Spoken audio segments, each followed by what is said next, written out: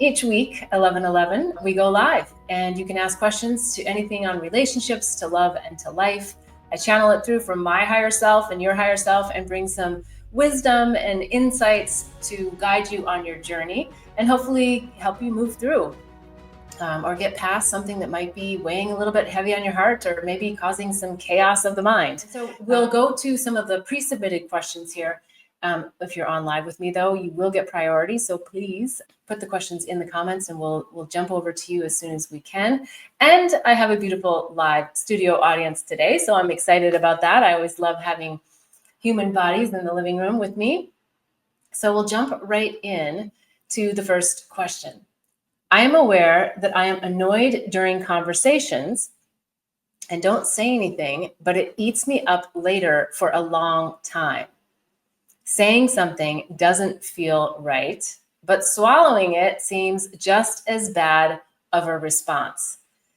Yeah, I think there's a couple of ways that I would respond to this that's coming through. One is feeling in your body a little bit more as you're sitting there, right? Because you're annoyed during a conversation, because it might be your mind that's taking you off to the chicken farm and back when you really just need to be present with the person.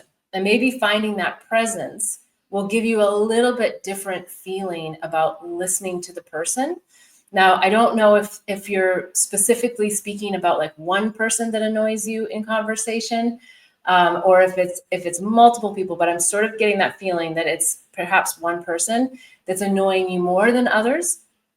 And so we know what that is, that's oftentimes a trigger, that we're getting triggered by something that they're doing, not doing, saying, not saying, and we're following our mind and the narrative of our mind that's helping us get annoyed. So again, I would come back to the body and even simple exercises, like sometimes just focusing, depending upon where you're at. I mean, if you're standing, it's a different story. I'll share that in a second. But if you're sitting, sometimes just focusing on the sit bones, like just going, okay, taking a deep breath and just focusing on the sit bones and just be with it in that moment and try to really listen with your heart, not your ears and your mind in that sense. See what comes through. See in your body, like, well, where am I getting this uncomfortable feeling of being annoyed? And then afterwards, you can reflect with yourself. I always love recommending journaling, but reflect, like, why, where, and why do I feel like I'm getting that feeling? Now, if you're standing, you can do the same thing. I would just recommend think about the balls of your feet, either your heel or the ball of your feet, and just like put a real intention to just be grounded there. And that'll bring you a little bit more back into your body and a little bit less out there in the mind. Now, if you can, it's always wonderful if you can speak your truth in the moment that you're feeling it, because then you're really there. But I recognize that sometimes we're too emotional. I know for myself, when my emotions are really high, I might have something I think I want to say in response, but I don't. I just take the pause and I listen. And for me, that reflection point afterwards is helpful. But if I can speak the truth in that moment, like, hey, like, wow, I'm feeling this at this moment. I don't even know why. So like if you're feeling annoyed, but you don't want to trigger them, you might just say, I'm just feeling a little off in this moment. Like, I really want to listen to what you're saying, but I've got this happening, whatever that is for you. So you're just really acknowledging in real time, like, hey, there's something happening here. I'm not giving you my full attention. I really want to. Or maybe you even say, I want to give you my full attention. For whatever reason, my shit, your shit, I don't know, but can we have this conversation, later or tomorrow or whatever feels right for you based on your relationship with that person. And if you just can't do that, like you just don't have the time because it's a passing thing, then I would really do your best to speak the truth of what you're feeling. And if it's someone who's not a feely person, someone that you're like, oh yeah, I can't actually say that because they're going to think that I'm crazy or weird, that I'm expressing my emotions or my feelings, then I would also just think about, why are you in the conversation with them? I know that sounds a little bit harsh, but it's sort of like, why are you giving them your time? Because if it's someone that's not actually being present with you, and I think sometimes that happens in conversation, we get annoyed because we feel like someone's talking just to talk because they want to be heard. And sometimes we play that role as a friend. We listen and we validate and we we let them sort of, get it all out there. And then there's times where we go, hey, let me just put a little boundary on this. Like, let's ring fence this. Like, it sounds like, and here's another technique you can use. It sounds like you're really upset because of. So just take that pause and repeat back to them what you're hearing so that you can cut the momentum of their story or the momentum of the annoyance that they might be hitting you up with. So if you're on with me live, I always love to hear if that's helpful, if you want more information on that particular question. But just really being present is always gonna get you a lot more than listening to the narratives of the mind and kind of running around that crazy farm, being annoyed and just experiencing those emotions. Sometimes we have to just walk away, but with communication. Let's jump into the next question, unless we have anyone in the live studio audience that's ready to jump up. How do you set good boundaries in relationships? I feel my relationship is taking over my life, which I love. Yet I also have to stay centered on myself. Yeah, I think this one is a good question as well. And we talked slightly about boundaries in the previous one. Love can be so intoxicating in so many good ways, and also ways that can be perhaps unhealthy. But before we go to the unhealthy category, I would say that love is one of those catalysts that can really help us feel into our bodies, express ourselves, or experience a lot of fear because we're falling deeply in love or we're madly in love. Now, according to this question, I don't know how long you've been in this relationship, but I get the feeling that it is possibly six months-ish, 6-8 months. And if I'm off on that, you can give me a little note here. But either way, I think what's so important is that you continue to leverage love, but not let it take you away. And so setting some of those boundaries can be as simple as that morning, if let's say you're living together, that you say to yourself and to your partner, here are the things that I really want to get done today. So you're just doing the basics. You're actually putting a plan together. And here's the things that I would love to incorporate you in with. And here's the things that I feel like I need to do on my own. Or here's some time chunks that I'm putting in that I just need to go do and be with myself. Because what happens is we do get in this swirl of wanting to do a lot of things with our partners. And yet we have to ground ourselves, and we have to come back to that, whether it's our inner voice that's of grounding, or sometimes it's our inner critic, or whatever the voice is that we really need to listen to. It's hard to do when we're just constantly going around and around to do the couple's thing. So I get it that you're feeling like you want to continue to do this, and yet for the health of your relationship long term, setting these boundaries, setting these intentions, and being really intentional together at the start of the date. If you're not living together, you can still do the same thing. You may be of the similar, where you're texting each other, good morning and good evening, and maybe it is texting and saying, here's my intentions for today, here's my to-do list, and just getting really clear on what that looks like.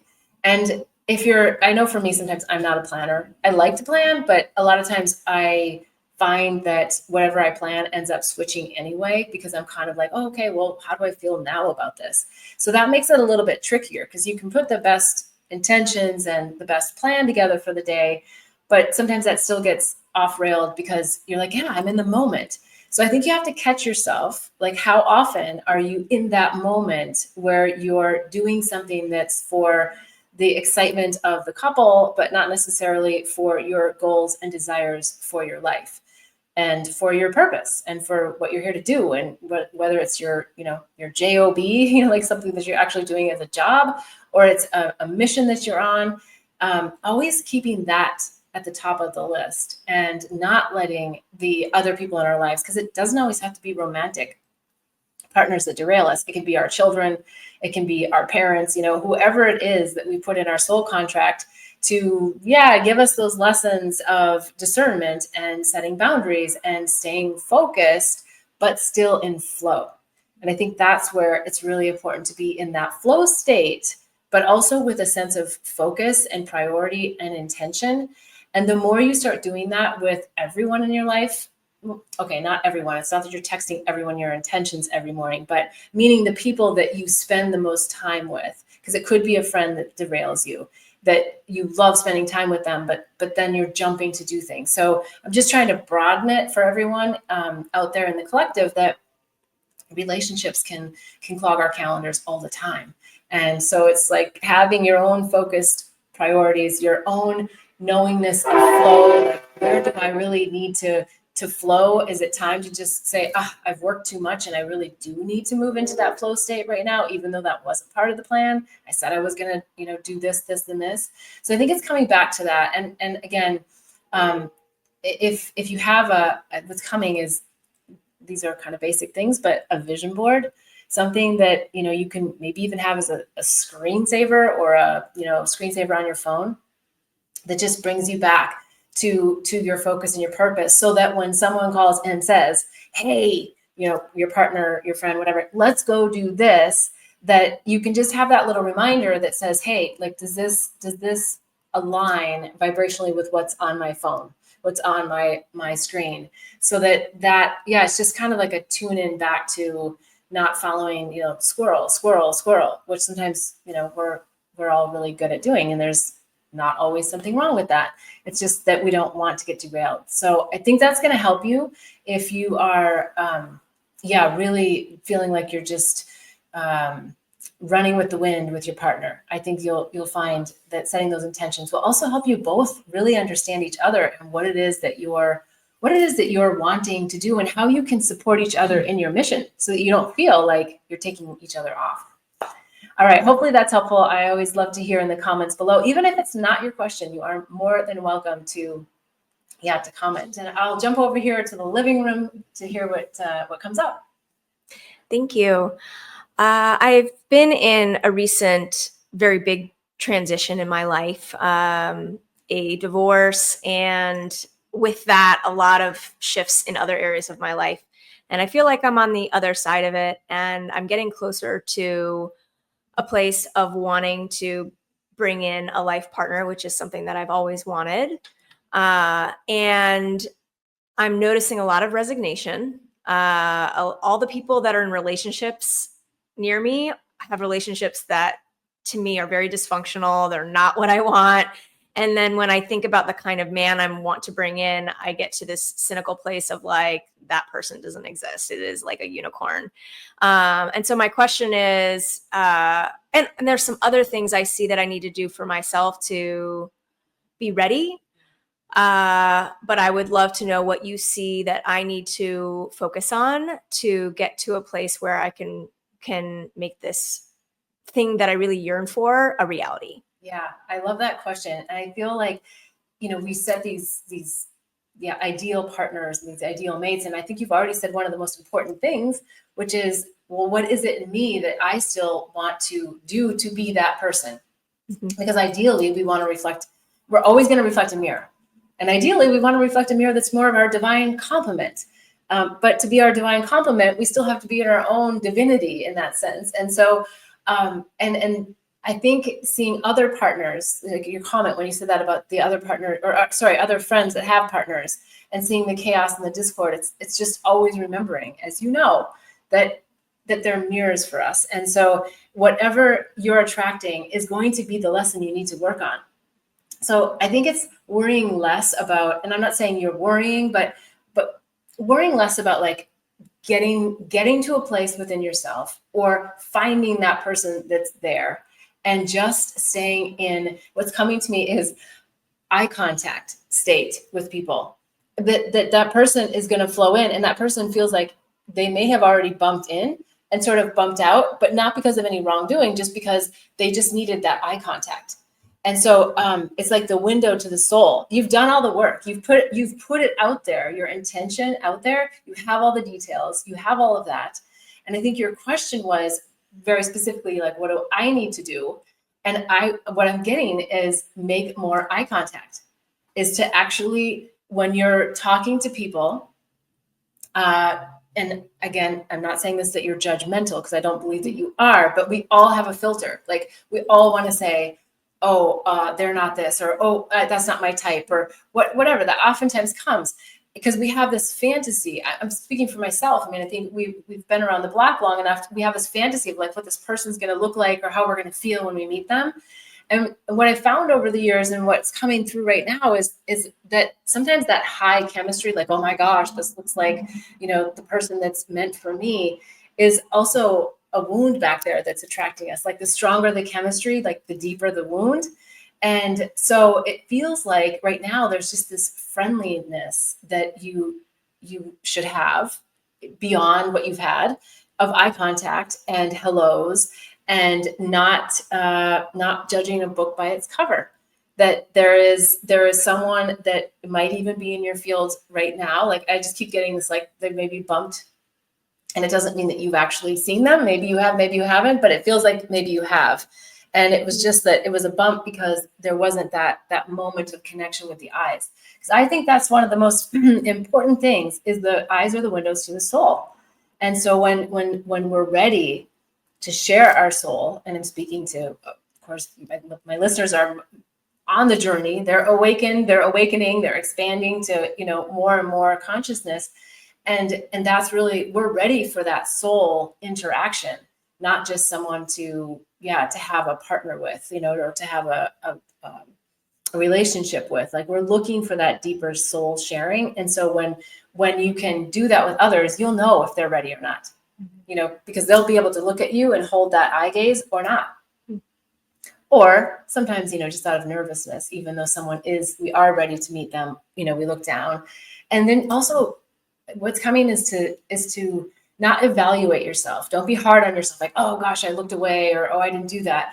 But note to yourself how you feel about making eye contact with different people. And of course, I'm saying appropriately, because sometimes it's not appropriate, but try more and more and more to look people in the eye, take that pause, and see what comes back. See what comes back, because it feels like that, the cover of the book might not be exactly what you were thinking it might be. Yeah. And that there might be a few people that are, I don't want to say missed, but kind of missed, like the connection just hasn't quite like really anchored in yet. Mm.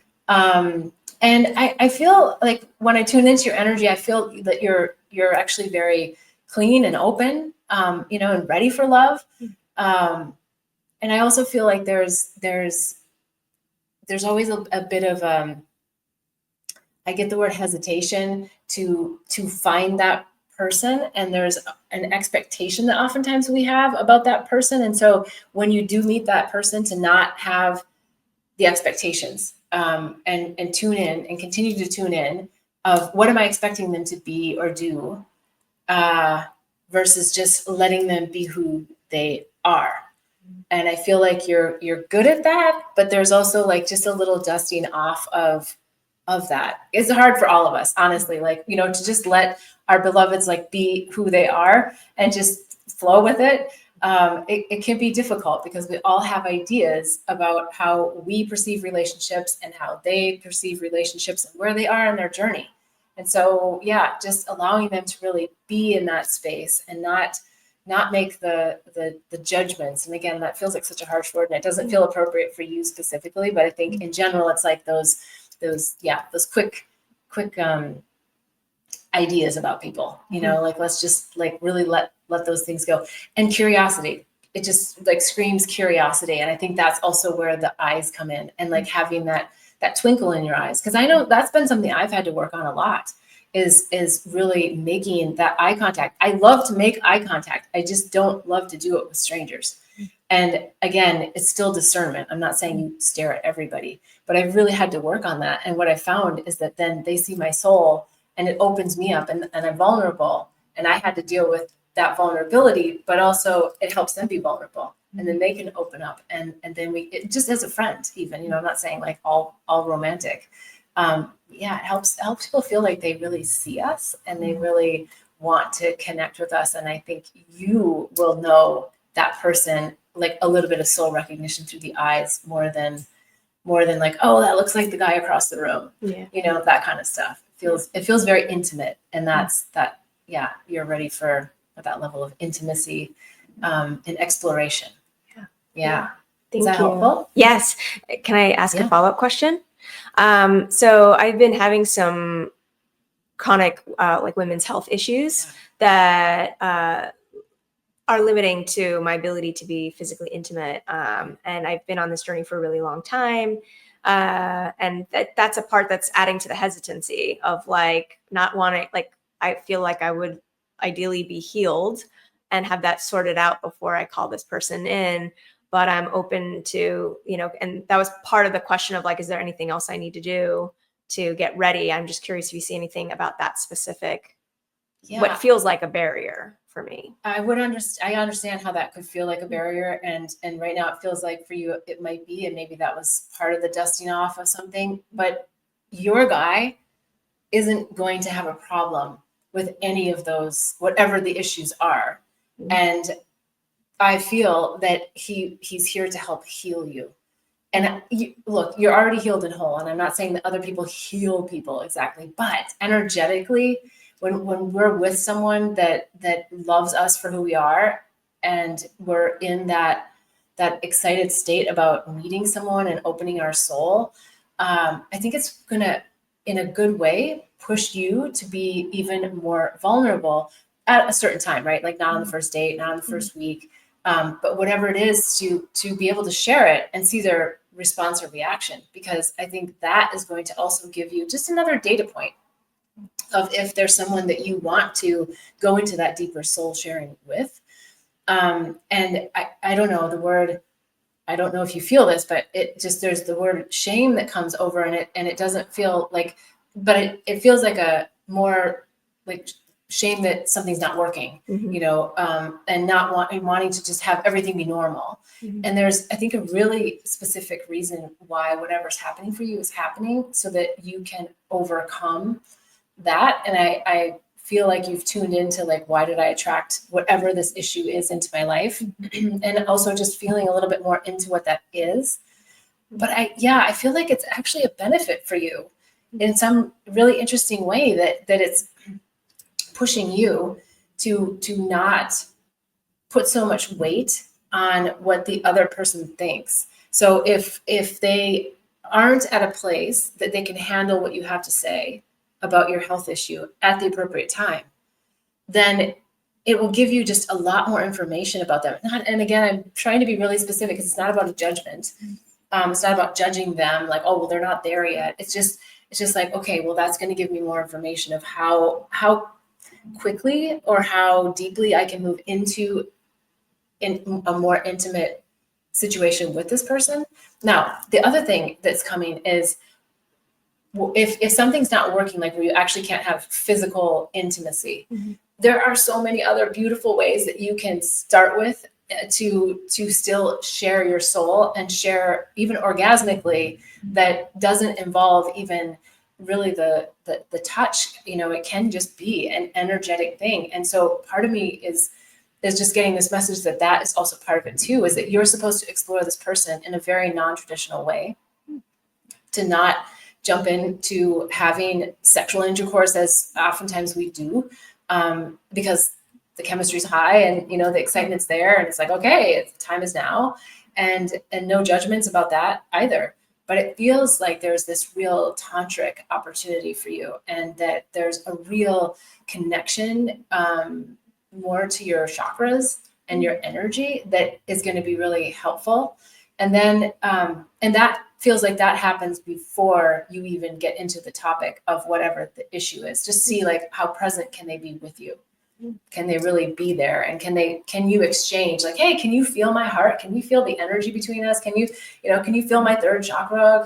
And so, I'm saying it kind of like not in the way you would say it in this intimate situation, but I'm just saying that sometimes like the basics of just feeling each other's energy, or even just like the hand thing, and yeah, the energy and tantra just keeps coming. That's what is up for you to practice, which is also interesting, because tantra has a lot to do with the eyes and a lot to do with the window to the soul. So there's something really beautiful here for you. I don't know what the issue is, and I'm not asking you to say, but I'm just saying, like, I can tell that that's heavy, but it's actually heavy for like of this really beautiful reason that I feel like is going to help you blossom in a relationship in a way that you haven't before, because you have to move through this feeling that I'm not not normal, or that my life isn't normal right now, or my body's not normal right now. And but it feels like just let go of when you start thinking those thoughts. You say, I'm not going to have that thought, and replace it with a new one. Whatever the thought is that comes, like I'm not perfect and whole, or I'm worried about that particular issue, and then just replace it with, and I can't wait to experience sharing energy with someone who's in a place that none of this matters. Yeah, that sounds beautiful. And I'm going to sit with this because this issue started with my ex from day one. And part of the trauma of that relationship ending is there was a lot of words of like, I'm here, I'm not going anywhere, I'm supportive, take your time. But I could feel energetically the pressure. And then towards the end of the relationship, there was a weaponizing of my condition. So I think I'm seeing that this is a gateway, right? Like the right person, she'll open for the right person. Yeah. And so she's the gatekeeper, and it's a pretty clear sign. Yes. I mean, I have I don't often get like full on chills, but I am. And I, cause just as you started to talk too, I was like, oh, this is going to give you the information you need to know that you can trust the person, because down the line, more shit's going to happen in relationship, in life. And you will know, is this person going to stay with me? Is this person going to be with me? And sometimes, dare I say, this is very, very, I'm always sensitive about making general sweeping statements because they're not true for everyone, but oftentimes men need a little bit more. They need a little bit more hand holding. And I don't mean that from like a demasculating standpoint. I just mean like with sensitive issues, because they're like ready to go. Like that's what we love about them, is that they want to be intimate with us. And that's a beautiful trait to have. But sometimes they're thinking a little bit too much with that and less about some of the sensitivities. And that's where I think the feminine really comes in and can help the masculine soften and find that beautiful, blissful place together. That's not all about just this sexual chemistry and the attraction and let's be together. I feel like this is a beautiful thing for you, as weird as that is to say. Yeah. Thank you so much. Okay. Thank you. We've got some other questions online here. Okay. So grateful for my mom, who is in another country today. I went through a recent heartbreak. Great man, wrong timing. We had a lovely conscious closure dinner, and now I'm ready to move on. Any thoughts on how to keep my heart open to someone new, but also not be desperate to avoid the heartache of the loss? Yeah, that's a tough one. I feel that the desperate to avoid the heartache of the loss, what's coming is that it's still just a part of you that you're asking to connect with. To have this beautiful being come into your life has created so many openings. And so something else is coming through. I'm going to follow on that. But if anyone on here, and you yourself, if you've done spiritual medicines, or you've done conscious breathing, or you've done something that you had that moment, and then you came back, and then the mind contracted. And that's what happens in love too, is that we feel expansive, like we can move mountains when we're in love. And then when things aren't feeling in love, it gets really constricted. And that's also where the heartbreak happens. And I know that you have allowed yourself to feel the heartbreak. And you're still saying, not be desperate to avoid the heartache of the loss. And I just am getting that there's so much more coming for you, and that this was, again, another stepping stone. And I know how frustrating stepping stones can be, because we feel sometimes like we've been through, so many different partners, or had different relationships that felt like maybe they had the potential to be the one, and then they weren't the one. And so I'm going to come back to those basics of, you are the one, and there's no one else that's going to complete us. We have to do that completion process within ourselves, and no one else can do that for us. Now, relationships help us do that for ourselves, but we still do it for ourselves. So I think when you start to get that heartachy feeling, it's honoring it, but also not allowing it to pull you. And I know you're good at this and you're doing this already. It's just a reminder to allow the heart to feel and then shift the thought and to see and know that there is someone else coming. And in between that time, we're still having to just come back to ourselves, because when we can be just by ourselves in that loving open space, then that's the time when that soulmate partner can really come in. And even then it's still going to be a challenge. There's still going to be a lot of lessons to be learned, because we're navigating who we are as a person and who they are as a person. So I think it's so beautiful that you've had this conscious closure and that you've had that. And maybe the thought to revel back in is the fact that you've had it this way, because there are so many people that don't get that opportunity because they're either not ready for that kind of conscious uncoupling, or the partner is not ready for that conscious uncoupling. So how blessed and beautiful is it that you've come to this place where in that separation that you have this consciousness between the two of you that feels still very loving, very kind, and remembering that. So when you start to feel that heartache, just bring the compassion in, bring the love back here, and out of the mind that it was someone else that made me feel that way. Yes, other people help us to feel that way meaning, in love or not alone, in the world, on the planet.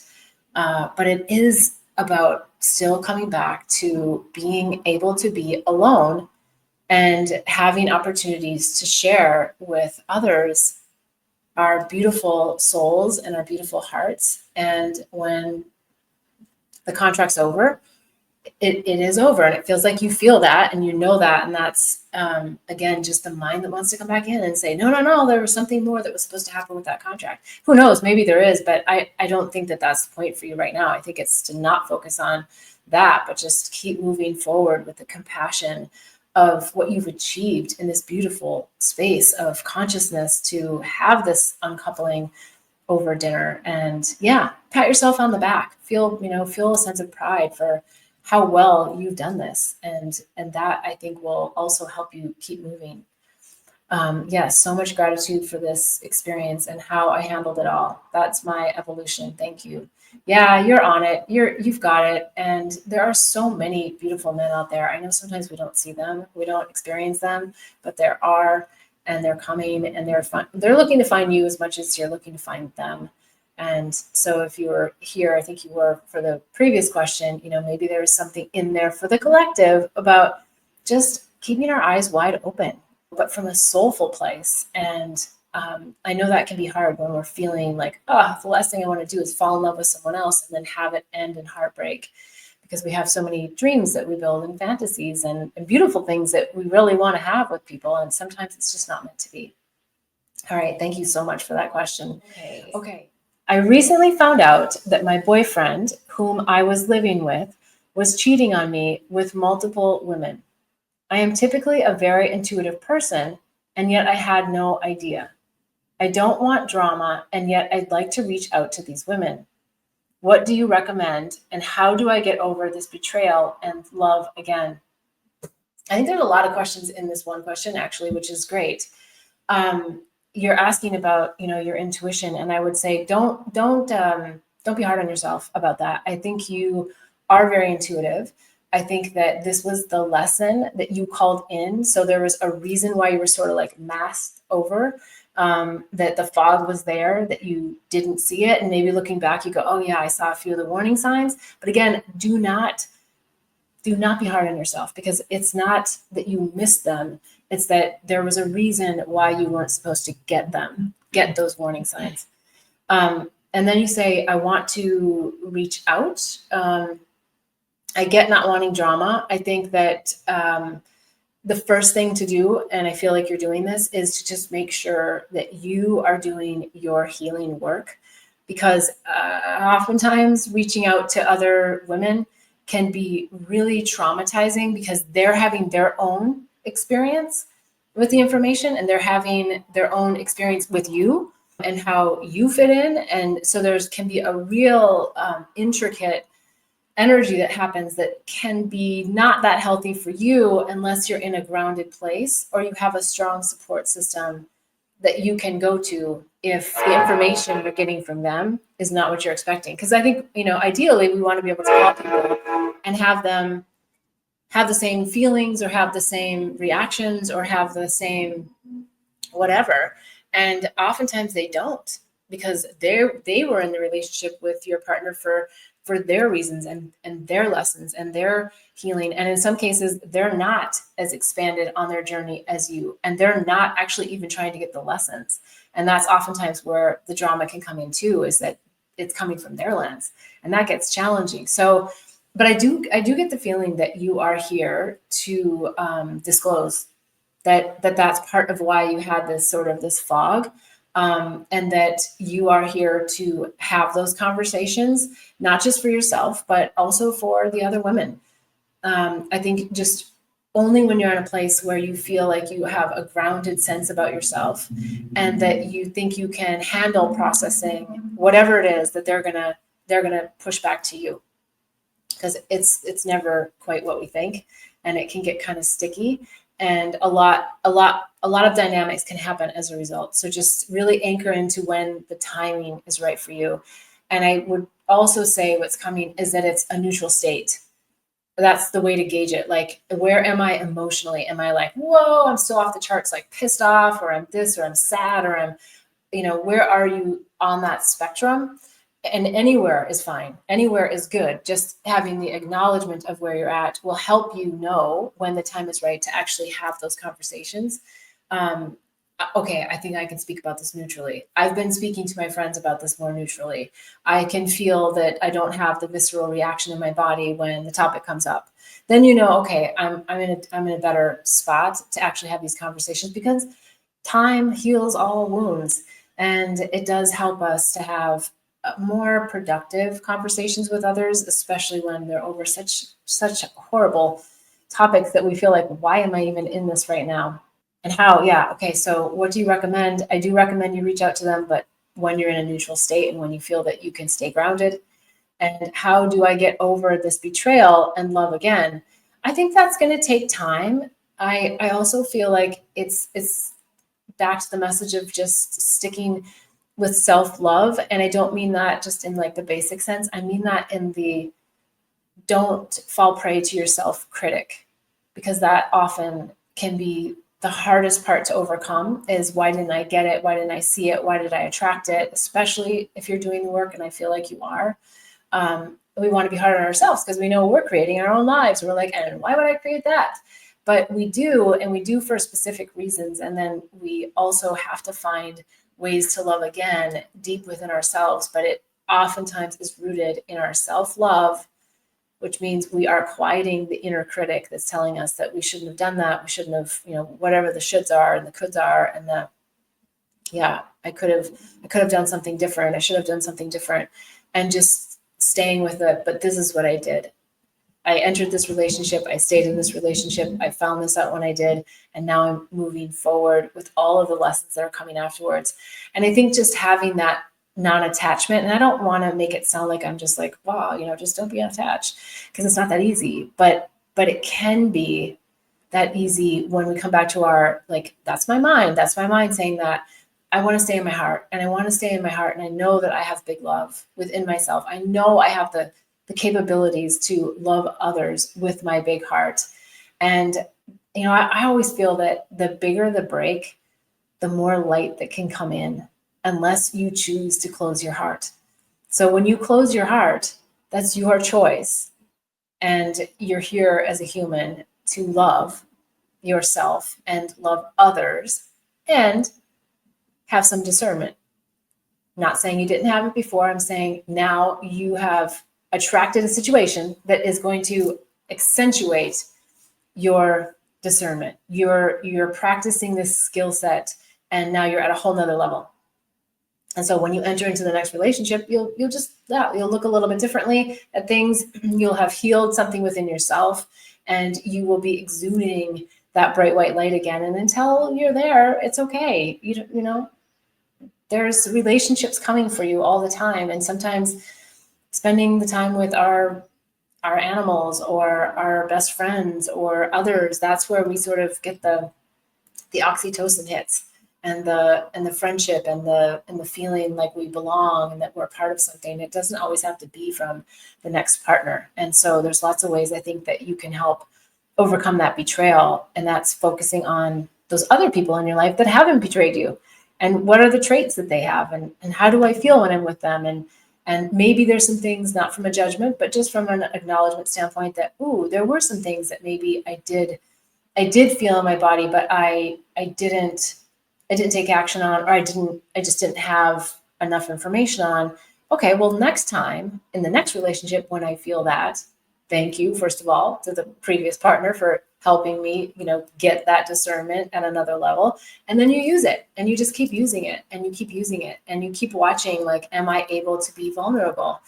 And in the right set and setting, which sounds kind of strange to say, but I guess what I mean by that is that you're in a safe container with your soul, with someone, and that's also, I think, something for you in this part of your life that, yeah, you're really just feeling into, like, is this person going to hold my soul like a fragile egg? And until they do, then you just keep exploring them to understand where they're at on their journey and if they're a vibrational resonance with you. And I think you'll find that it's easy to love again. It's just that this was a tough one. This was one that was going to help break you open to a whole nother level. So the question is, I've never been able to date successfully. I'm 34. I've only been on a handful of dates. I've never felt that anyone was ever interested in me. I'm pretty sure things aren't going to change. What can I do if no one seems into me? Yeah, I think it's something deep within you that you are specific. It's going to sound interesting, but just stay with me for a second. That you've called this in to have people not see you, to almost ignore you. And there's a part of you, it feels, is not wanting to be seen. And whatever it is, whatever, dare I say, insecurity that you may have, it may be subconscious. It may be something you just like totally are not feeling or that, but you're sort of bringing in, I'm going to say, a bit of a painful lesson, because it's not nice to feel like you're not seen. It's not nice to feel like people aren't recognizing you or interested in you. But it's a very specific reason. I think that you've called this in for your soul contract with yourself, to dig in there and get, like, what is it that's just not wanting to be seen? So there's a part of you that really wants to date. And then there's another part of you that says, but I just am not sure if I'm ready for that. And I feel like it's anchored in love. Well, everything's anchored in love or fear. So what are you fearing? Might be a good exercise. Like, what am I actually fearing in a relationship? And then just dig into that a little bit. Like, when you start, if you're a journaler, and journaling is great, because sometimes I find that when the pen hits the paper, it helps to stay a little bit more focused. Because if we're just sitting, sometimes, we kind of go around and around. And I think you're going to find that there's some little fear in there, something that is exuding from you, possibly unknowingly, that is kind of putting this bubble around you, like, don't approach me.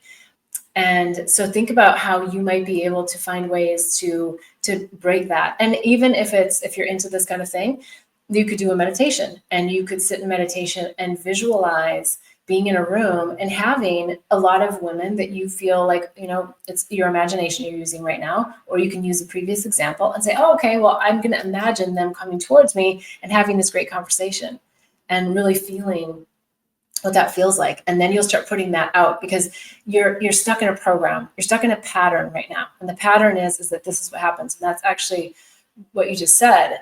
And then I'm just seeing you writing something else here. I've been to therapy many times with different therapists. I've really tried to heal my insecurities, but I've never been able to. The women I've been interested in aren't interested in me. I don't want to be abused or used, but isn't that everyone? Yeah, and I think that kind of dovetails into what I was starting to touch on, which is doing those visualizations. Because if we get stuck in these patterns, which we do, all of us, we all have a pattern that we don't like, and it exacerbates itself. And the way to overcome those patterns are to start to visualize and feel within ourselves what it feels like to have that pattern change. So we have to do that before it can change. And so if you can sit in a meditative state and really anchor in and just visualize and get excited, because that's the other thing is a lot of times we don't want to get excited about the new possibility because the disappointment is so heavy.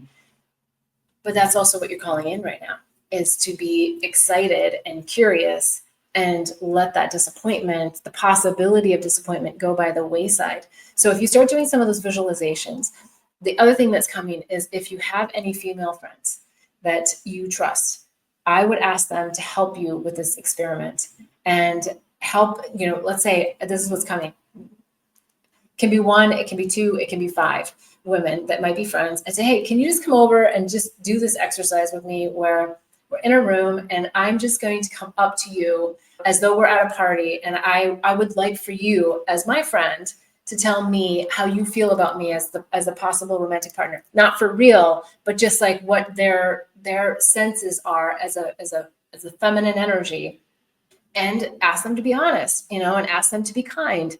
Because it could be that there's a way that you're standing. It could be, sometimes it's like, I'm not saying this is for you, but it could be that, you're just kind of like this, or there's something about that you're not like showing your masculine energy. And your female friends who love you can help you. And they can say, well, how you said that, or how you walked towards me, or your opening line. They'll give you some feedback. They'll give you some tips. And I think that's going to bring you some really interesting information in a kind way. Because the last thing we want is for you to feel like you do the exercise and then you feel bad. And I think you're going to find some women. Okay, but if women aren't seeing me as a partner, how is that up to me? Because you in some way are giving off an energy to them that they shouldn't see you as a partner. It's the masculine. I feel like it's the masculine energy, that there's something within you. And this is what's coming. I never quite know exactly, but it's almost like as though you should do an exercise where you're just like pounding on your chest, like you're just calling the masculine in and pushing the masculine back out in a very flow-like state. And while that might sound like what do you mean? That's kind of a crazy exercise. There is something there for you. There is something that your masculine needs to be like woken up in a way. And I'm not saying you're not masculine. I don't know who you are, but I'm just saying that I feel that there's something about your masculine energy that just needs needs to get energized and charged. So if you can do that and sit with that, and ask, if you're a good meditator, I don't mean to say good, but meaning that you can quiet your mind, ask yourself, like, what is it about my masculine energy that I'm not wanting to show? What is it that I'm not feeling? Yeah, it's energetic. You'll get to it. I know you will. It sounds, and bless you, you've done so much work already. I really appreciate that.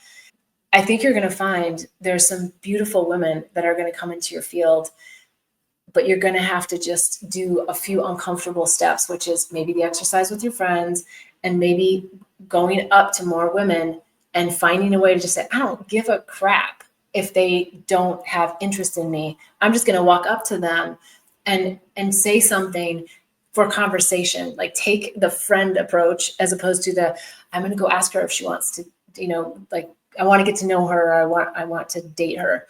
I'm just saying, stay in that real curiosity of like, I want to get to know something about this person because I might want to be friends with them. Or it might be someone that I'm eventually interested in dating. And if they're not interested in dating me and you have a relationship a little bit with them at that point, like not just the first night, but you've chatted with them maybe at several friends' parties, just ask them. Ask them if you feel like it's a safe space for you. What it is that their impression is of you. You'll find a way to ask it that they'll be able to give you some nice feedback that doesn't feel too jarring. All right. Thank you so much for that. Yeah.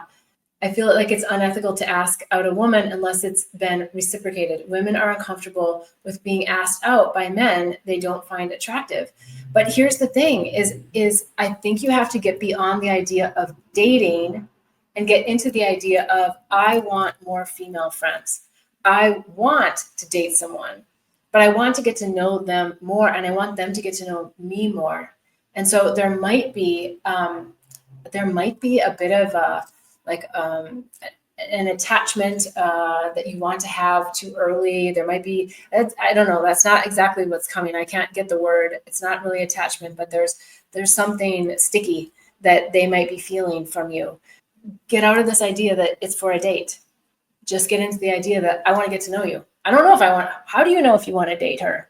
You think you do because of maybe the looks, but you may not know because you want to just explore. And that's a beautiful place to be, to not be like asking for a date, but just saying, I want to get to know you and I want you to get to know me. And then let's just explore. Maybe we're friends. Maybe we're more. And I think that'll take some of the pressure off. Each week, I so appreciate you tuning in. Sundays, 11 a.m. Pacific time. And I love your questions and I love bringing through the insights. If you want more support, you can always go to bethbell.me. You can write your questions there, bethbell.me/questions. You can write in the comments here, and I'll always pull them forward for the next show.